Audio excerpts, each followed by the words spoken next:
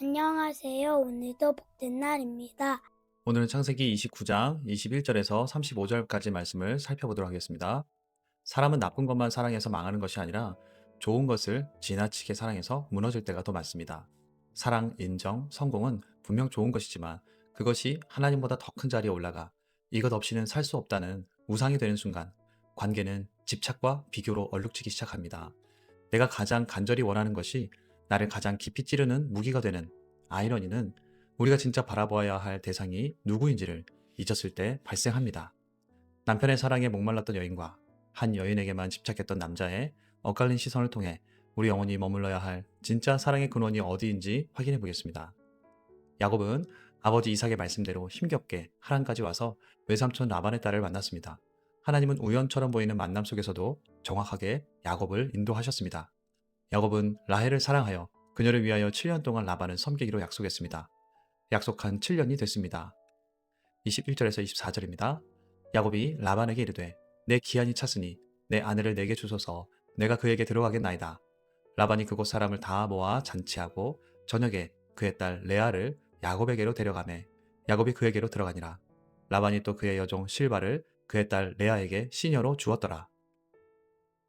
약속대로 잔치가 벌어지지만 라반은 야곱이 사랑하는 라헬이 아닌 레아를 보냅니다.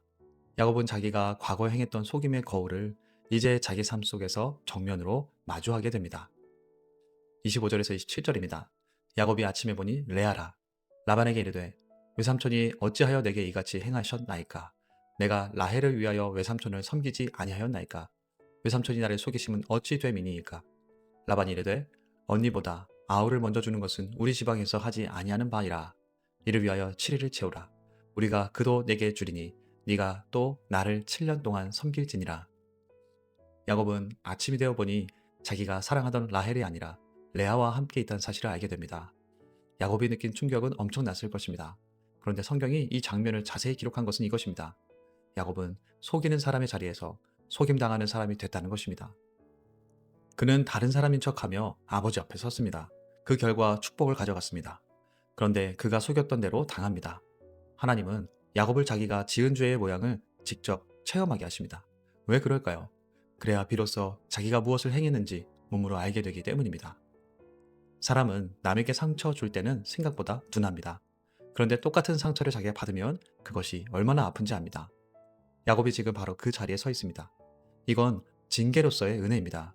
하나님은 베델에서 내가 너와 함께 있다고 하셨습니다. 그렇다면 왜 이런 아픔을 허락하십니까? 그를 빚으려고입니다. 하나님이 함께 하신다는 말은 모든 고통을 막아주신다는 뜻이 아닙니다. 오히려 때로는 더 깊이 다루시기 위해 우리를 아픈 거울 앞에 세우신다는 뜻이기도 합니다. 야곱의 물음에 라반은 우리 동네 룰은 그렇지 않다고 말하며 혼인주간을 보내면 라헬도 주겠다고 말합니다. 라반은 아무리 지역 관습이라고 해도 미리 말했어야 했었죠. 전통을 도구로 쓰는 것입니다. 그런데 이 대사는 창세기 독자들에게 야곱을 돌아보게 만듭니다. 언니보다 아우를 먼저 주는 것은 우리 지방에서 하지 않는다. 야곱은 동생이면서 형보다 먼저 축복을 빼앗은 사람입니다.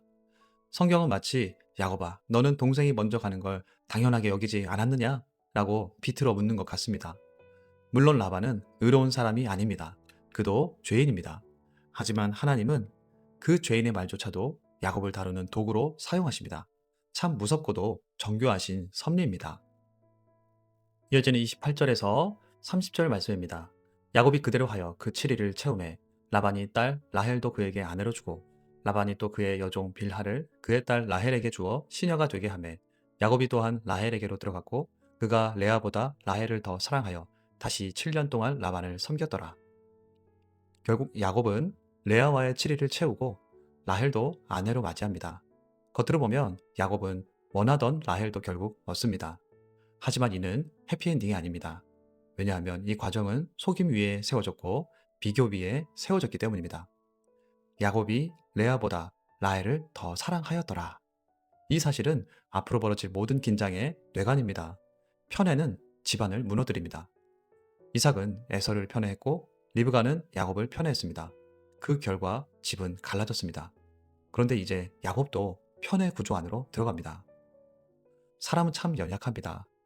자신이 편애 때문에 얼마나 상처받았는지 알면서도 다음 세대, 다음 관계에서 또 편애를 반복할 수 있습니다. 상처받은 경험이 자동으로 성숙을 보장하지는 않습니다. 상처를 통과하며 하나님 앞에서 다루어지지 않으면 상처받은 사람이 또 다른 상처의 구조를 만들 수 있습니다. 야곱은 레아에게 상처가 될 구조를 만들어갑니다. 모든 시선이 야곱에게 몰려 있을 때 성경은 한 여인에게로 시선을 옮깁니다. 바로 레아입니다. 레아는 아버지의 계획 속에서 사랑 없는 결혼을 하게 됩니다. 아버지 라반은 딸을 가문의 문제 해결 카드처럼 씁니다. 야곱은 그녀를 원하지 않았습니다. 레아는 그런 자리에 있습니다. 그리고 그 상처는 겉으로 드러나는 상처보다 더 깊습니다.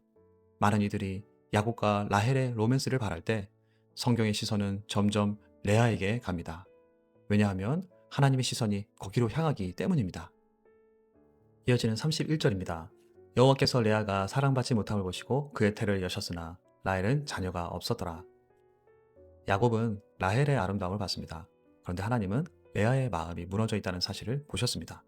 사람이 외면한 눈물, 비교 속에서 무너지는 마음을 보십니다. 그리고 하나님은 레아의 태를 여십니다. 이는 단순한 임신이 아닙니다.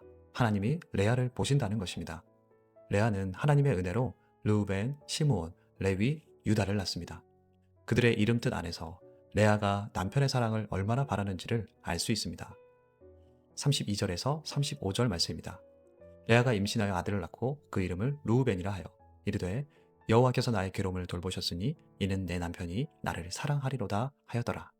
그가 다시 임신하여 아들을 낳고 이르되 여호와께서 내가 사랑받지 못함을 들으셨으므로 내게 이 아들도 주셨다 하고 그의 이름을 시므온이라 하였으며 그가 또 임신하여 아들을 낳고 이르되 내가 그에게 새 아들을 낳았으니 내 남편이 지금부터 나와 연합하리로다 하고 그의 이름을 레위라 하였으며 그가 또 임신하여 아들을 낳고 이르되 내가 이제는 여호와를 찬송하리로다 하고 이로 말미암아 그가 그의 이름을 유다라 하였고 그의 출산이 멈추었더라.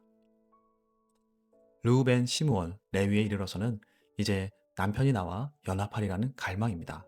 그런데 넷째 유다에 이르면 분위기가 달라집니다. 이제는 내가 여호와를 찬송하리로다. 레아의 시선이 야곱에게서 하나님께로 옮겨갑니다. 사람이 나를 봐주느냐가 아니라 하나님이 나를 아신다는 사실이 내 영혼의 중심이 되기 시작한 것입니다. 이것이 은혜입니다. 상황이 완전히 바뀌지 않았는데도 영혼의 중심이 바뀌는 것입니다. 레아가 완전히 바뀐 것은 아니지만 남편의 사랑이 갑자기 완벽히 회복된 것도 아닌데 하나님을 찬송하게 됩니다. 그리고 이 유다 지파를 통해 훗날 다윗이 그리고 예수님까지 이어집니다. 야곱의 마음은 라헬에게 갔습니다. 하지만 하나님의 구속사의 중심 줄기는 사랑받지 못한 레아의 태에서 나옵니다. 인간의 선호가 아니라 하나님의 선택이 구속사를 이끕니다. 창세기의 패턴입니다. 큰 자가 아니라 작은 자이며 강한 자가 아니라 약한 자입니다. 주목받는 자가 아니라 밀려난 자를 통해 하나님은 당신의 뜻을 이루십니다. 이것이 하나님 나라입니다. 말씀을 정리합니다. 야곱은 속이는 자였다가 이제 속임을 당하는 자가 됩니다. 라반은 관습을 내세우지만 사실은 자기 이익을 위해 사람을 이용합니다. 야곱은 라헬을 더 사랑하고 레아는 사랑받지 못한 채 상처 속에 놓입니다. 겉으로 보면 언약의 가문인데 속을 들여다보면 비교와 편애와 상처와 계산이 가득합니다. 하지만 하나님의 시선은 사랑받지 못한 레아에게 머뭅니다. 나는 사람들이 주목하는 자만 보지 않는다. 나는 밀려난 자, 약한 자, 상처 입은 자를 본다. 그리고 바로 그런 자를 통해 내 뜻을 이룬다. 말씀하시는 장면입니다. 하나님은 오늘 우리에게도 말씀하십니다. 야곱은 속이는 자였습니다. 이번에는 당합니다. 그런데 본문은 단순한 인과응보 이야기로 끝나지 않습니다. 이 장면은 하나님이 야곱을 망하게 하시려는 장면이 아니라 빚어가시는 장면입니다. 하나님은 우리를 사랑하시기에 그냥 두지 않으십니다.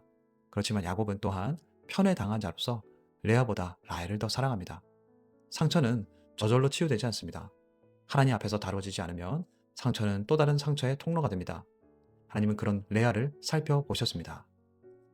그리고 이 본문은 인간 마음의 우상과 하나님의 은혜를 아주 선명하게 보여줍니다. 야곱은 라헬에게, 레아는 야곱으로 이 사람을 가져야 한다는 절대적인 대상이 되어갑니다. 사랑은 나쁜 것이 아닙니다. 하지만 하나님보다 더 큰 자리에 올라가면 그 순간부터 그것은 우리를 흔드는 우상이 됩니다. 사람은 나쁜 것만 사랑해서 망하는 것이 아니라 좋은 것을 지나치게 사랑해서도 무너집니다. 성공, 인정, 가정, 자녀, 사랑, 사역, 안정. 이 모든 것은 좋은 것이지만 하나님 자리에 올라가면 우리를 무너뜨립니다. 하지만 바로 그 복잡한 한가운데서 하나님은 일하십니다. 야곱을 다루시고 레아를 보시고 라반의 죄까지도 사용하시고 마침내 유다를 통해 구속사의 줄기를 이어가십니다. 우리 삶에는 뒤틀린 관계가 있고 상처가 있고 비교와 편애의 기억이 있습니다. 하나님은 그런 자리에서도 일하십니다. 바로 그런 자리에서 우리를 빚으시고 은혜의 역사를 시작하십니다. 오늘도 사람의 시선에 매인 삶이 아니라 나를 보시는 하나님의 시선 안에서 살아가야 합니다. 그리고 덜 사랑받는 자처럼 느껴질 때마다, 비교 속에 무너질 때마다 유다를 통해 오신 예수 그리스도를 바라보아야 합니다. 그분 안에서 우리는 버려진 자가 아니라 하나님께 기억된 자이고 사랑받는 자입니다. 이 시간 하나님 앞에 섭니다. 주님, 내가 받은 상처가 또 다른 상처의 통로가 되지 않게 하시고 하나님 앞에서 잘 다루어져 은혜의 사람 되게 하옵소서. 주님, 사람의 사랑과 인정에 매이지 않게 하시고 나를 보시고 기억하시는 그리스도 안에서 참된 만족과 회복을 누리게 하옵소서. 기도하며 나아가겠습니다.